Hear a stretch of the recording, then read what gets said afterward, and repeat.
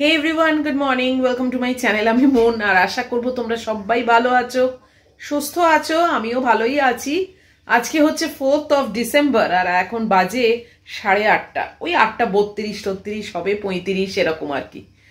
এই মাত্র উঠলাম, এতক্ষণ ল্যাদ খেয়ে বসেছিলাম, সোজা কথা এটাই, কিছুই করিনি, জাস্ট বসেছিলাম। ম্যাগি এলো, ওর হাত পা ধুয়ে মপ করে সেই যে বসেছি, এই এখন উঠলাম জানো। মানে বসেই আছি, তোমাদের হোয়াটসঅ্যাপের উত্তর দিলাম, তারপরে একটু এদিক ওদিক দেখছি, নেট সার্ফিং করছি, এই সব করতে করতে এত বেলা হয়ে গেল। অবশেষে দেখলাম না, এবারে তো উঠতেই হবে, না হলে তো আর ম্যাগু আর আমি দুজনেই কিছু খেতে পাবো না। তো দেখো কিছুই নেই, মানে এই আলো জেলে জাস্ট এন্ট্রি নিলাম। আমার পায়রা সন্তান বসে আছে, ওদেরকে দুবার খেতে দিয়ে দিয়েছি, কিন্তু এখনো তো ওদের অনেকবার বাকি আছে, তাই জন্য ওরা ভাবছে মাটা আসছে না কেন, কি করছে। মানে আসলে শীতের আমেজ পড়েছে তো, মনে হচ্ছে যেন দূর চুপ করে বসেই থাকি, আর মনে হয় যেন হোম ডেলিভারি কিছু একটা আনিয়ে নি বা জোম্যাটো করে নি, কিন্তু না, সেটা মনে করে একটু আনন্দ পাই ক্ষণিকের, তারপরে আবার ঝেড়ে ফেলে দিয়ে উঠি, কেননা খরচাও বটে আর বাইরের জিনিস অত খাওয়াও ঠিক না। আবার যদি পেট ব্যথা করে কি করে রাত্রিরে, তাহলে তো আমি গেছি। তাই জন্যে আবার মনটাকে ঠিকঠাক করে উঠে দাঁড়ালাম, তারপরেও নড়তে নড়তে গিয়ে কিছুক্ষণ ওই বেডরুমের জানলায় দাঁড়িয়ে এদিক ওদিক দেখলাম, করে টোরে তারপর ভাবলাম না, এইবারে আমি তোমাদের সামনেও আসি আর আমার কাজও শুরু করি, না হলে আর হবে না। কালকের থেকে কি বেগুনি আলুর চপ এইসব খেতে ইচ্ছে হচ্ছে জানো, মানে তেলে ভাজা আর কি যাকে বলে। তো সেই এখন ভাবছি যে ডালও তো আগের থেকে বসাইনি, যে ডাল থাকলে তার সঙ্গে একটা কিছু করব।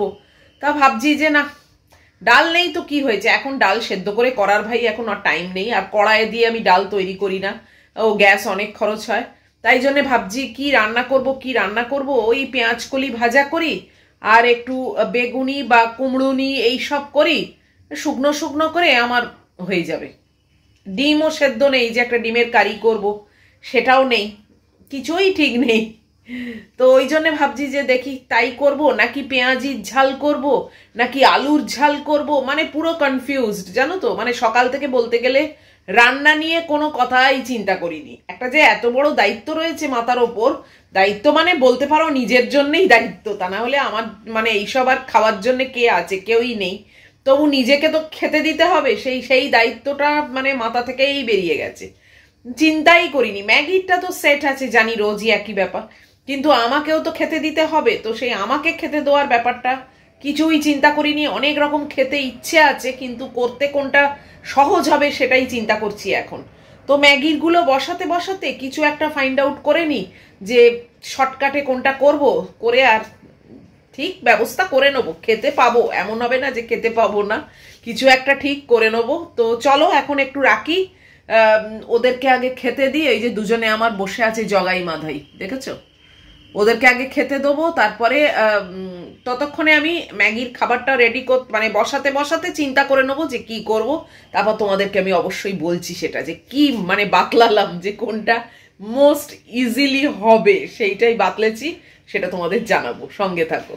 আবারও দেখতে দেখতে অনেকটাই বেলা হয়ে গেল, একটু এদিক ওদিক চ্যাটিং চুটিং করতে করতে।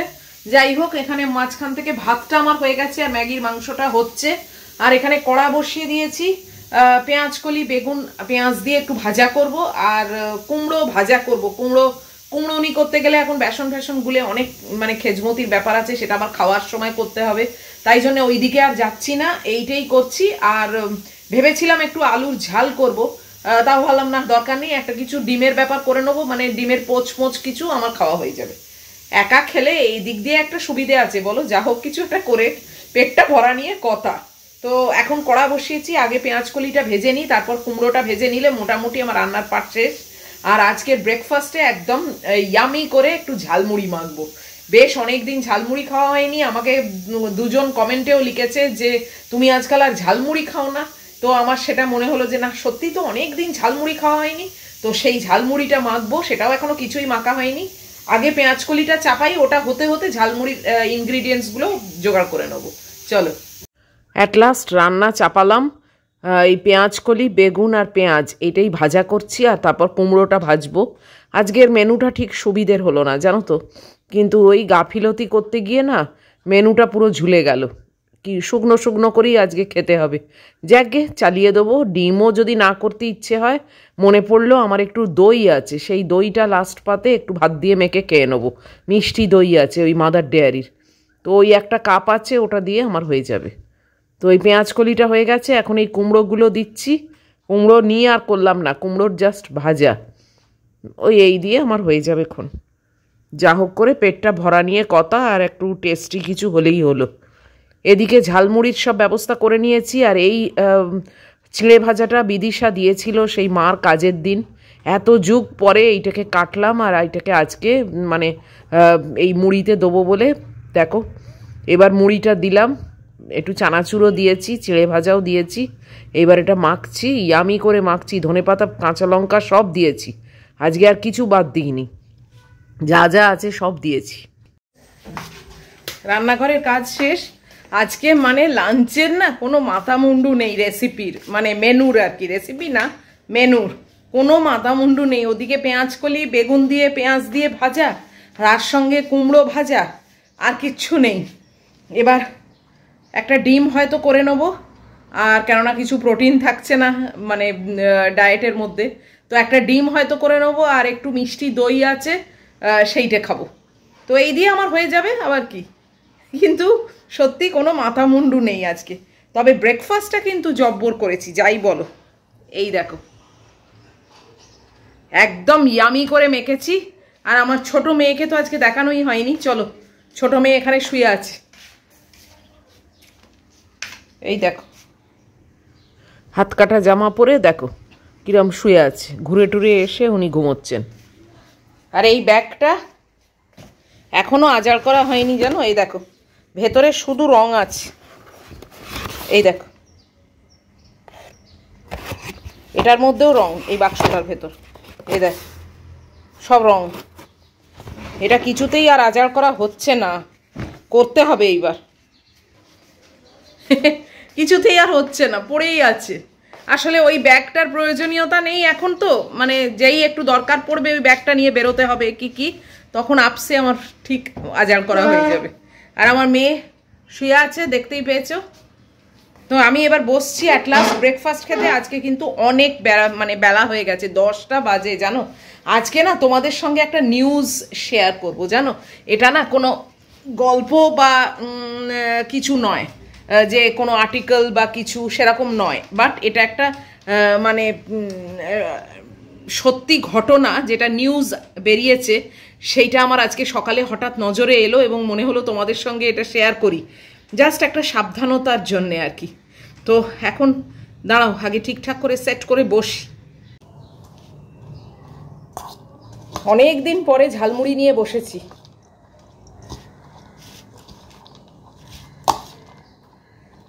দেরিটা না সত্যি আমার নিজের জন্যই হয় জানো।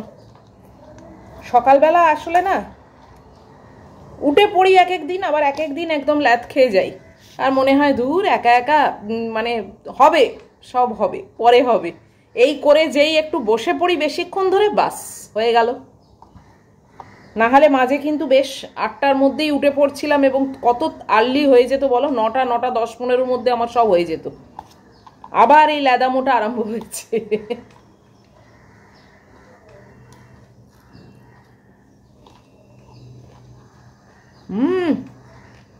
দারুণ হয়েছে।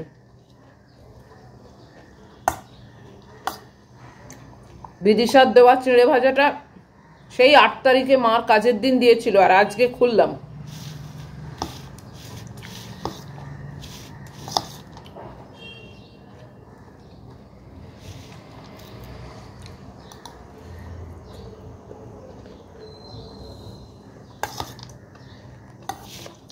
দারুণ হয়েছে। এখন রাস্তার থেকে ঝালমুড়ি কিনলেও কত দাম বলো, সব জিনিসেরই দাম। অবশ্য ওরাই বা কোথা থেকে পায়, ওদেরও তো এটা একটা ইনকাম ঝালমুড়িওয়ালাদের। যাদের টাকা দিতে গায়ে লাগবে তারা এরম বাড়িতে করেই খেলে ঝামেলা মিটে যায়, আমার মতো। আমার টাকা দিয়ে খেতে যত না, কে আনবে বলো? ওই মোড়ের মাথায় পাওয়া যায়, এখান থেকে মোড়ের মাথা যেতেই তো প্রাণ বেরিয়ে যায়। কম রাস্তাটা নাকি? অবশ্য শীতকালে হাঁটতেও খারাপ লাগে না, কিন্তু ওই আর কি, আবার মানে রেডি হয়ে বেরোবো কি না এক প্যাকেট ঝালমুড়ি কেনবার জন্যে, ও আমার পোষায় না।